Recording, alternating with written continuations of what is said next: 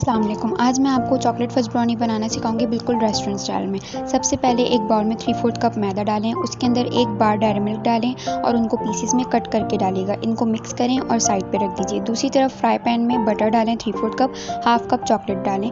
Butter ना हो तो आप असली की भी डाल सकते हैं और चॉकलेट की क्वान्टिटी आप कम ज़्यादा कर सकते हैं। और इस तरीके से एक स्मूथ मिक्सचर बना लीजिए। फिर उसमें आप ब्राउन शुगर डालें, 2 टेबल स्पून ऑयल डालें।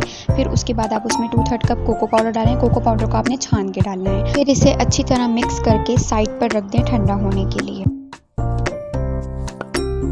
दूसरी तरफ एक बाउल में 2 अंडे डालें, 1 टीस्पून वनीला एसेंस, 1 चुटकी नमक, शुगर अपने टेस्ट के अकॉर्डिंग डालनी है, ज़्यादा मत डाल लीजिएगा क्योंकि हमने इसमें चॉकलेट भी ऐड किया। और इसको इतना अच्छे से बीट करना है कि जब तक ये फ्लफी ना हो जाए, बिल्कुल इस तरीके से। फिर उसके बाद जो हमने चॉकलेट मिक्सचर ठंडा होने के लिए रखा था वो हमने इसमें डालना है।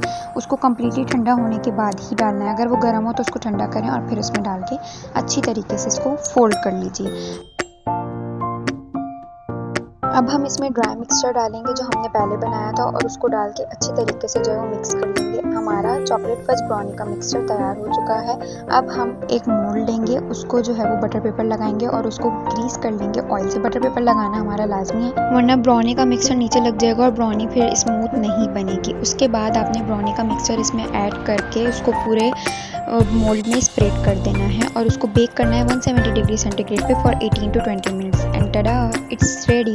ये देखिए चॉकलेट की कितनी बारीक लेयर जो है वो इसके ऊपर आई है। आपने पहले इसको 5 मिनट के लिए रेस्ट पे रखना है ठंडा होने के लिए और फिर आपने इसको पीसेस में कट करके सर्व करना है। जब आप ये ब्राउनी खाएंगे तो चॉकलेट चंक्स आपके मुंह में मेल्ट हो जाएंगे। And believe me, you love this recipe, must try recipe. Thank you so much for watching.